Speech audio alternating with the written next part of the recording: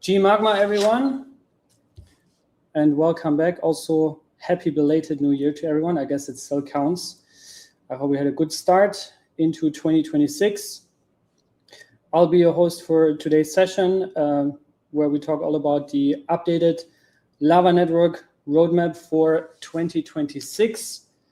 The agenda will contain updates on the stake mechanics and fairness. We'll also talk about pairing and routing, incentives and accountability, measurement, transparency, and then also finally the provider experience. I will be joined today by Ignacio, who is the head of product at Magma Devs, and we also have Nimrod, who will join us in a second as well to walk us through the agenda. And later during the stream, we'll also have a few questions from the community that we collected before the stream. So whenever we do these lives, please always check in the Lava Discord or an X. We always circulate a form where we collect your questions. But yeah, that's enough of me. Now over to Ignacio. Buenos dias, buenos dias. How are you doing? Everything good? All good, thank you, Cito. Happy to be here. And also to Nimrod, VP of Research and Development, Magma Devs. Hello. Hi, guys. Good to see you again.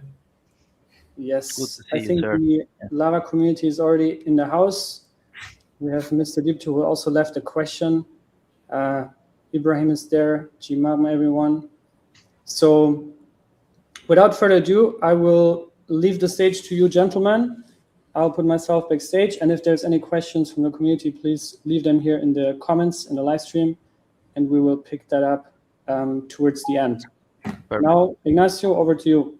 Yes, thank you, Cito. Can you put the slides up, please? Thank you. Thank you, guys. So as Cito mentioned, this will be a roadmap update. These are the items that we are already building at the moment, and we are planning to release them within the first quarter of the year. So one thing to highlight is that before jumping into the agenda, we are aiming to build the best RPC, and this is basically our Northstar. This is what we are focusing on, all the items on the agenda, and on basically what will guide our roadmap moving forward. So as Cito mentioned, the agenda covers stake mechanics and fairness, pairing and routing, incentives and accountability, measurements and transparency, and then provider experience. This is all related to provider stuff, provider metrics, not validators metrics, just to clarify.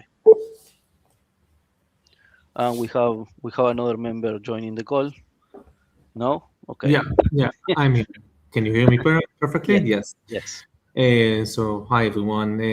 If you don't know me yet, I'm Nimrod. I have been the VP R&D of Magma Devs for the past 2 years, basically.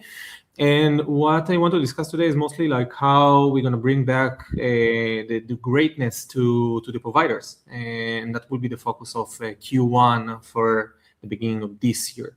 So the first, all of the efforts that we're going to do, like I'm going to be mentioning them one by one, essentially is around the fact that we need to incentivize properly a good quality of service. And for the past, I would say half a year, we've seen a lot of complaints. We've seen a lot of providers putting a lot of elbow grease, putting a lot of effort into being the best provider that can be in the Lava network, trying to give the best RPC service, actually putting a lot of time and effort and money into doing that. And some of you don't feel like you actually got incentivized correspondingly. And also, with some complaints about gaming the system, we're going to address everything within the first quarter of this year. So the first point is tech mechanism and fairness. As I just mentioned, there were complaints about having the ability to game the system by doing the chain staking and moving it from one chain to another and pretty much just stealing traffic. The first measurement that we put in place, like super quick one, but it's not a bulletproof one, was to pretty much implement the stake cooldowns, meaning that you cannot just move the stake and immediately start to get into traffic, you will have a cooldown of 24 hours, essentially making this whole process of like stealing traffic being much less easy in that sense. Now you put in a key objective, eliminate short-term stay gaming. Exactly. Can we move to the next one? Yes. Well, actually, I have a few questions in here, if you may. Of course, of course. I thought you're gonna leave everything to the end. You can. No, I think to make it more like less of a monologue to you and more like a conversation. Perfect. Yes, Go good, for it. perfect. So my first question is, today, for example, stake plays a very strong role in the provider behavior. We all know that. So the question here is, what specific problems are we seeing with the short-term stake hopping across chains? And how do cooldowns improve fairness without punishing long-term committed providers? So I think the whole discussion is whether stake should be the main component for actually deciding whether you're going to get more traffic or not. As it used to be until now, we had the tiering mechanism, essentially dividing the providers into 4 different tiers based on their stake. And within those stake groups, they will get bigger or higher or like lower traffic. What we saw essentially, it wasn't deterministic in a way that we actually wanted to give an opportunity for all of the different providers that join the network to get equal traffic and get an equal opportunity. What happened at the end is essentially who had the bigger stake got more traffic. So it didn't matter if you have better quality of service, you gave better quality of service, or you gave shittier quality of service. What matters is if you have millions of tokens staked on you or not. We want to bring back like the whole idea of making Lava the best RPC in the freaking world, meaning we are only as good as our best provider, or in sometimes as our worst provider. And we want to essentially come back and incentivize those providers that really put the effort in giving the best freaking service. And that's, yeah. No, sorry. Continue, please. No. I wanted to say that this actually comes aligned with some stuff that we started, I think at the end of November last year with the validators delegation. On the validators delegation side, we implemented the delegation based on quality of service of validators, which I know we receive a lot of feedback from that. As we mentioned, it's a program that will evolve over time. We expect it to find things that actually need to improve. But that's the approach that we are taking also on this side of things. We are focused on quality of service over overall, right? Exactly. And one important thing to mention, the stake cooldown isn't the solution that we are going for in order to solve this issue, but it's an intermediate solution to have in place until we actually have the bigger proposed solution actually in place, which we will discuss in the next slides. Yes. So I have another question on this topic as well. Yes. So how do we balance flexibility for providers who legitimately want to expand and reallocate stake while still protecting the network from this opportunistic behavior that we see? Easy. We are just going to focus on good quality of service. And I'm going to further talk about this in the next slides. But perfect. The idea is stake is important, but not as important as it's used to be, or like it's going to be changed. The flexibility will be kept in that way. So you will actually have to give good service in order to get incentivized. Perfect. Simple as that. Yes, that's amazing. Good. Okay, I will move to the next slide. Sure. Next one is pairing and routing. Yes, and that's the point I was mentioning before. So what we're going to do is to remove completely what we had before, like the pairing mechanism with the tiering in place. And we are going to go to a different mathematical algorithm, the WRS, which is like the weight random sampling, algorithm. Essentially taking all of the different parameters that we are considering being part of the quality of service, like latency, freshness, uptime, error rate, and stake. We're going to normalize them all into one formula and give a score for each one of the providers. Now, one of the things is stake is going to still be part of the equation. It's going to be affecting the score, but it's not going to be like 90% only stake and 10% all of the other ones. So we're going to give a different score for each one of the parameters. And the idea is that the score will be, of course, open to the public. Everyone can know exactly what are you valued for and what is going to move the needle in your favor in order to understand like how can you even become a better provider. That's one thing.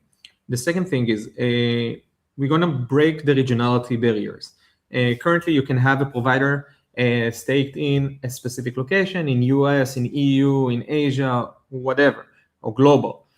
Problem is, and what we saw with some of our dApp developers, that if you try to send some messages, for instance, in Ethereum in the US, because we didn't have a lot of providers staked in the US giving Ethereum service, essentially those dApp developers didn't have a good latency or didn't have good providers at all trying to request the blockchain from the US. What we want to do is like not look at the providers anymore based on the region, which was something that we never really enforced. I mean, some people actually stake the provider has a provider from Asia, even though the provider itself was in Frankfurt, for instance. So we never really took any measures to verify your location, but we don't care about that. What we want to care about is latency. So if you have a better latency, having providers staying in New York or Tokyo, and then you send a message and you get like the lowest latency from whatever country you are, there is no reason to go to a country within the same continent just because it's within the same continent if I can have a provider that has a lower latency in a different part of the world. So we want to break that barrier altogether and really consider latency for that sense. That's amazing. That's a very nice approach. Removing geolocations and focus on latency. I think that's a very nice touch. I think that when you try to open like the network to more providers to come, you don't really know a lot of times who is behind the binary in that sense. Yeah. And you cannot really trust every person to, I don't know, to stake a provider within a specific region, but actually be there. Yes, then you see the latency and you're surprised. Exactly. Essentially, the network is permissionless, and we put a lot of measurements in order to make sure that whoever is participating is doing a good job, but it's not fail-proof. So we're trying to take a different approach. Instead of trying to force people like to do specific rule set of stuff and maybe trust them to be good enough, we're just going to be probing better and understanding how well is your provider behaving. So we don't care if you are in New York or Tokyo. We care about how good and how low is your latency in that sense. Okay, that sounds very good, very good. So then, sorry, yes, I don't want to steal. No. There is one more. Okay. So I wanted just to highlight that the key objective on the pipeline and routing would be to route traffic by quality of service, while preserving the stake, as you mentioned, as a trust signal. Like the stake will definitely be part of the weight because it's a network ecosystem, right? Is one of the points, but we will highlight the quality of service. And I have a few questions related to this, so we can go deeper on the items. So with the performance first pairing, right? What signals would you say matter most in practice? Latency, error rate, uptime, and how are they weighted relative to the stake today versus where we are going? I know that you kind of repeated that, but I would like to double click on that. Of course. Actually, it's a good question. So there's no one parameter that is more important than the other ones, because you can have like the quickest provider, but always returning like shit responses. And then it wouldn't make sense to use that one just because it's actually returning faster than other ones if the responses are invalid. The idea is of the quality of service, and it was always like that, is I would say is the crunching of all of the parameters together and trying to kind of like find the right balance between each one of them to understand what is considered to be the higher quality. So what we value as more important, well, it can vary as well. We can decide that for some time latency will be more important than availability, but then we will realize that the opposite is right, and then we can change that. The whole idea with the new algorithm is that we can actually propose the different parameters weights and we can be reactive to the community and see what actually makes more sense in terms of good quality of service. Okay, let me highlight that point because I think this is very important. So what you are saying is not that the new pairing mechanism will have this fixed weight on different metrics. It will start on fixed weights, but as we see it working live on the network, receiving feedback from the community, receiving feedback from consumers, we will Exactly. be adjusting the weights to find the perfect, let's say, balance to reach our North Star of building the best RPC solution, No, right? absolutely. That can only happen when we create a bit more of visibility over the actual, I would say, the under the hood doings of the Lava network, meaning that we will have a bit more of visibility on how the providers are actually acting on what they were essentially chosen per epoch, per consumer. Yeah. Like to actually make sense on what was the routing decision, and that's something that was kind of existing right now, but I saw from a lot of feedback that we got from our providers that they don't really know how can they Yeah. move the needle in terms of like getting more traffic in that sense. Don't reveal too much because I think we have a few points Yeah, down on the we'll get there. agenda that we will cover that.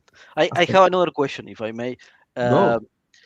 Do you think you can explain how the global latency, uh, the global latency routing works compared Mhm. to the region-based routing, and maybe give some concrete examples of improvements consumers should expect, right? Yeah, of course, of course. In the end, it's not yet live, of course, and that will be proposed, and you will see all of the changes like in the open PRs. But the idea is, I don't really care where you put your provider at. If you have a free server you got from your grandma, you can put it like in, I don't know, like Denmark if you want. You can put it in Hong Kong. What Yeah. we will check with the consumer essentially is building the pairing list, like the list of providers that's going to be chosen from to route the traffic to. When we probe for the latency, okay, we will probe globally. We will not only probe at the same region of the consumer where it at that moment. So if we have multiple consumers, we have dozens of consumers around the world. So the one from, let's say, from Dallas will be able to probe providers that are in Tokyo, in Singapore. It doesn't really matter. Of course, if the latency is exceeding a specific threshold, they shouldn't even be considered as part of the pairing list, due to the fact that they will get a very, very, very low score because of very high latency in that sense. That's very. I think that's a very good idea. Yeah, Don't- we assume it's going to actually improve the overall performance for the users, for the data developers, Yes. for anyone that is using RPC essentially, and providers will get more traffic. No, Good because providers. Good providers will get good more providers will traffic. get more traffic. Yes, because Yeah. it doesn't matter if you have it here, you will get traffic from there. If you Yes. have a good Exactly. enough latency, of course. Okay. Can I move to the next point? Yeah, of course. Perfect. So next one is measurement and transparency, and this is what you were mentioning before. Yes, yes. So, okay. The idea is, as I said before, Q1 is the queue of the providers. The idea is incentivize the already existing providers that are doing such an amazing job. Also, like onboard new ones that want to join like more easily, but we will talk about this in a bit. But also, it's not only enough like to be saying like it's a good job, guys, good traffic, you are doing good, you are giving good quality of service. You need to give tools of measurement, actual measurement, to allow the providers to understand whether they're doing well or doing amazing. How should we do that? Benchmarking, metrics that will be open for everyone, that will give you essentially the scores that you committed, that you had, based on the traffic that you served in the past epoch, month, doesn't really matter. And that will allow you to fine-tune your work in order to improve your service, meaning that you can see what was the latency score, what was your uptime measured from different regions. Like the idea is to give you tools to actually know what you're doing and not just like put your binary up and hope for the best. And that's one of the feedback that I got from a lot of different providers, that the fact that they didn't really know how they can actually improve. Like, you're saying we want to have the best RPC, best RPC, best RPC, but okay, what can I do to actually become better? And the idea is to give the tools to make it happen. Perfect. Love it. Questions? Why is real consumer traffic the source of truth for measuring provider performance? Yeah, it's a bit technical. I mean, we have all of our consumers behind CDN, essentially Cloudflare. What I want to do is to check not externally from outside of the Cloudflare, but internally from the consumer itself, just to eliminate another hop on the way and some other latencies that I cannot control. It's a very technical aspect here. Okay, and how does this differ from synthetic benchmarking or testing the traffic, for example? Yeah, well, essentially synthetic benchmarking is like an outside external testing. So you get the external endpoint, I don't know, like ethereum.lava.build, eth1.lava.build, and you test it from the outside, but then you don't consider, like, you don't think about the fact that you still have a couple of more ops because you need to go through systems like Cloudflare. I want to eliminate that. I want to make all of the benchmarking directly from the servers of the consumers that we're running, and to be even further closer to the provider themselves. Okay, good answer. Okay, let me just check. Okay, let's move to the next slide then. Provider experience. Yes, okay, this is a completely different topic. So alongside making sure that the current providers that are doing an amazing job keep on doing an amazing job and feel like they're being seen by the Lava Foundation and Magma devs, I think it's important also to allow new players to come and give a chance to actually compete on the best possible quality of service they can give. Currently, from some of the feedback that we got, it's not as easy as just coming, downloading the binary and managing to raise your provider. Like, you guys that has been here for a couple of years, you know how to do it by heart. Even if I wake you in the middle of the night, like with your eyes closed, you can have a provider up and running in 20 seconds. Newcomers, it's not the same. We acknowledge the fact that the documentation is not clear enough in order for you to do it like in a one-click deployment. What we want to do essentially is to support multiple types of deployments, such as Helm charts for your Kubernetes cluster, Docker images, directly running processes on your bare metal. We will have for each one of the different paths that I just described, a script that will allow you, a script or like proper documentation that will allow you to have your own provider without having to break your head in order to make it happen. That's something that we wanted to work on for a lot of time, and we will invest explicit time just to make it happen. Okay. Yeah. Before asking the question, I will just highlight the objective why we are doing this, which is we want to make running a Lava provider as simple as possible. Like, we understand now the friction that it is to actually set up a node, the configuration and everything. We want to simplify that as much as possible. And this is also one of the key objectives that we have within the quarter. Okay, so I will go to the question, and this is particularly for you because it's from a research and development perspective. Where do you think new providers struggle the most when onboarding, right? And what concrete changes are we going to introduce to reduce the time to first relay served? Yeah, sure. I think, well, there are two aspects for this. There are the ones like from the moment you want to be a provider until the moment you become a provider. And the second one is from being a provider until you actually get the first relay. And those are the two paths that we want to actually address in this queue. So for the second one, everything that I said until now, not being able to actually get traffic because you don't have high enough stake, nobody will have millions of tokens staked on the first day as a provider. So we want to give a fair chance for the newcomers as well, based on their quality of service. Talked about this.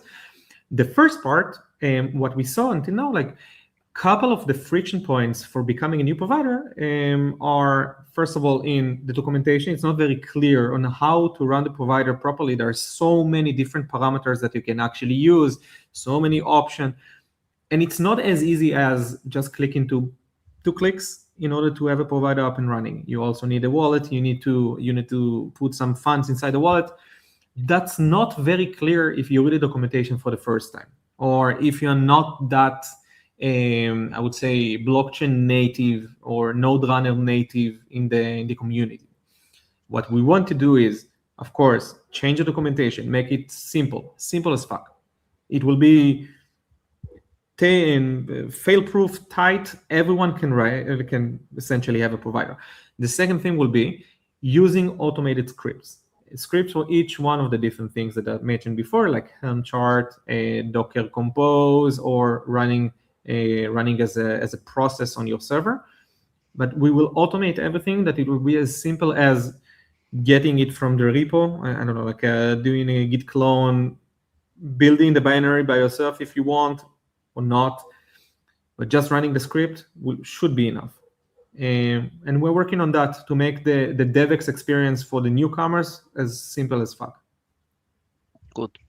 Okay. I just realized that one of the slides is missing. So we will have to adapt a bit, Sure. which is the one related to incentives and accountability.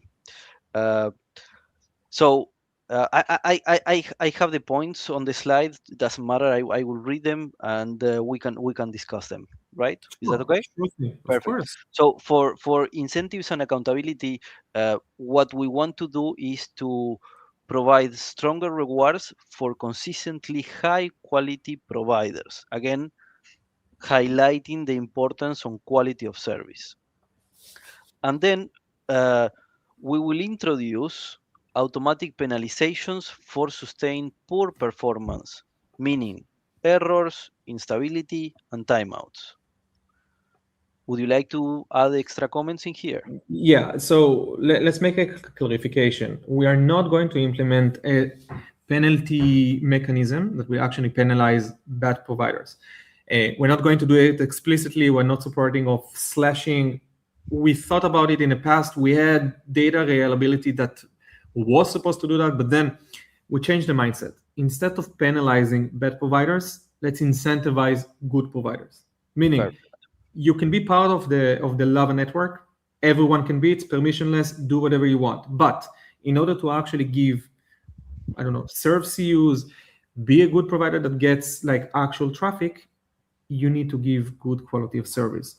So essentially, you give good quality of service, you get incentivized. You give bad quality of service, you don't get anything. That will be the penalty in that sense. And how do we ensure that these are fair? Like transparent, I would say, or resistant to edge cases. Of course, for example, imagine the situation of well, it happened on the past 3 months, 4 months. Like Cloudflare went down like 10 times during a month or something like that. So what I mean, that could affect our own providers, right? Not saying that our providers are, but like these type of scenarios, how that would affect our providers. We're talking about specifically downtimes of like infrastructure. Yes. Yeah, well, it's a different topic that we didn't discuss here, but the team is also preparing a disaster recovery plan for when something as big as Cloudflare fails again. Fortunately, during the last breakdown, we weren't affected, at least from the consumer side. I guess that if some of the providers are running behind Cloudflare, they might have been affected from their perspective. But what we want to do is essentially keeping the upside, like the uptime, 100% from our side, meaning that we will do everything in our power to make sure that providers will keep on getting traffic regardless to the disaster happening in the internet. Perfect. And the other question, again, aligned with incentives and accountability.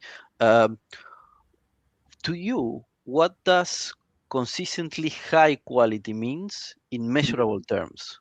right? Like Yes. how we will be how will top performing providers see that reflected in their uh, relays or rewards at the end of the month? Yeah, of course. A constantly good quality of service will be consisted of low latency providers. You're giving a request, you're returning the request super quick. You're always on the uptime is always good, like 100% of the time. And you give, you maintain a very, I would say, fresh node in that sense. So your node is always synced to its best, is not lagging behind all of the other providers. Of course, things like I would say error rate affects as well your score. So if you're returning a lot of errors back from your node, things that are particularly to your deployment, not something that is returned from all of the other providers as well, that will be affecting your score as well. And what you said before, how can you actually be like open and transparent about that? That's exactly what we want to do, to make sure that our tooling, like we have the info at lavanet.xyz, we want to make sure that the tools that we expose the information that we have from the blockchain will be so clear and so easy to understand that you will know exactly what's happening. So nothing will be held behind. You will not feel like Lava is hiding anything from you as a user and as a provider. And as a provider, it will be easier for you to understand what you did good and what you did less. It will be very Okay. clear. So to highlight and probably to give a summary, important Mhm. points to take home is we will be focused on quality of service, 100%.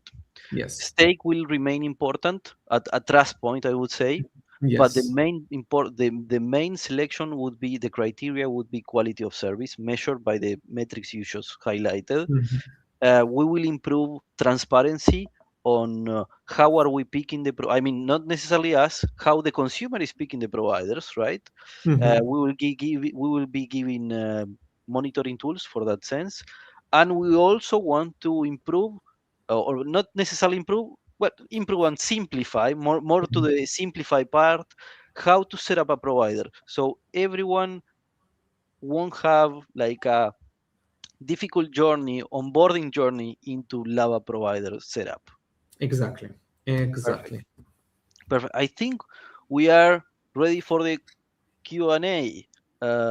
Cito, I don't know if you have any questions for us. Yeah, I think a lot of the questions were already answered in the presentation, but I think there's a general clarification that might also help for all the validators.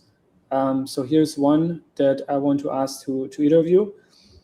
Could you confirm if all these proposed changes, especially the new pairing logic and penalty mechanisms, apply equally to all validators in the active set, regardless of whether they received a foundation delegation or not? I can take that one. So I think there is a confusion there. This covers mainly providers. I mean, this is mainly for providers. Validators won't be affected by any of these changes, right? Unless I'm No, completely wrong. exactly. We're only talking about the pairing mechanism from the Yes. consumer to its providers. Yes. Okay, maybe in that context, for people that are maybe like listening in, but not very familiar with Lava Network in general, the architecture, can you maybe like clarify the difference between a validator and providers? Would you like to answer that? No, go for it. No, I mean, if you want to answer that, I can answer that. But do you No, want? no, no, I'm saying go for it. Okay, yes, yes. So validators are nodes on the networks that actually secure, process blocks, transactions within the network itself. Providers, or the thing is that provider itself on blockchain is not a reliable term, or not necessarily reliable, but it's not a recognized term. Providers is a term that actually serves Lava network. Provider is a node inside our network that do not, it's completely different of validators. These provider nodes basically serve data from other blockchains to the consumers that are actually running the consumer RPC consumer of the Lava network. So those are the two different distinctions. I don't know if that's Nimrod, would you like to add any clarification to that? I think you answered perfectly. Okay. If there's anything not clear about this, more feel free to reach out. Yes, definitely. Okay, then another question related to stake mechanics and fairness. As a validator concerned about long-term commitments and operational flexibility, I have questions about the proposed stake cooldown. What is the specific duration being proposed for the stake cooldown period? Is it days or epochs? And will there be any technical or operational exemptions to this cooldown? For instance, if a validator needs to move stake due to unavoidable node migration, hardware failure, or critical security upgrades, will an appeal or override process be available? Yeah, I think as we mentioned before, this applies to the providers. Yes. And to clarify, the cooldown that the timeline for the cooldown that we are looking for, right? Again, most likely we will introduce it first. We will measure feedback from the community. We will see how the actually live thing is behaving, if it is working or not, and then we will adapt. Initially, would be 24 hours. Based on the feedback from the community of providers, of course, we will see if that number needs to be adjusted or not. Exactly. Okay. Good. Yep. Do you have any final kind of words towards the technical roadmap? I think a lot of it was covered. Anything from your side that you think is important for the community? I guess we have a bunch of providers listening right now. Yeah, I will add a couple of words about this. This covers this queue, and I think that it's very clear that we both in the foundation and Magma Devs, we want to focus back on the providers. I see as the head of R&D in Magma Devs, see the providers being like the most crucial part of the whole operation. We're only as good as our best providers. If we don't have good providers, we're not good. And this is why we need to consider the providers as being crucial and important to all of us. And this is why we want to put a lot of effort into making you guys, whoever is here from the providers, happy. 100%. Technologically happy, and in fairness happy as well. Because I know that for a while there was a feeling of general unfairness. We are addressing that. We are here. We are addressing that. And to highlight all of the topics that we discussed today, that are currently under development, if not on testing, right? So this is something that soon we will be able to release, and soon we will be able to gather live feedback from you guys. Yeah, exactly. Everything has passed the development cycle and is internally being tested, not on testnet, again, being tested.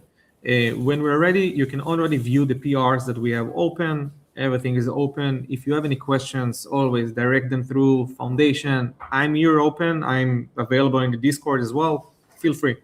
Yeah, you guys also have my contacts. So yeah, any contact on the Foundation, yes. Yeah, there were also comments with regards to Discord. There seemed to be a few hiccups, but yeah, we left the links there.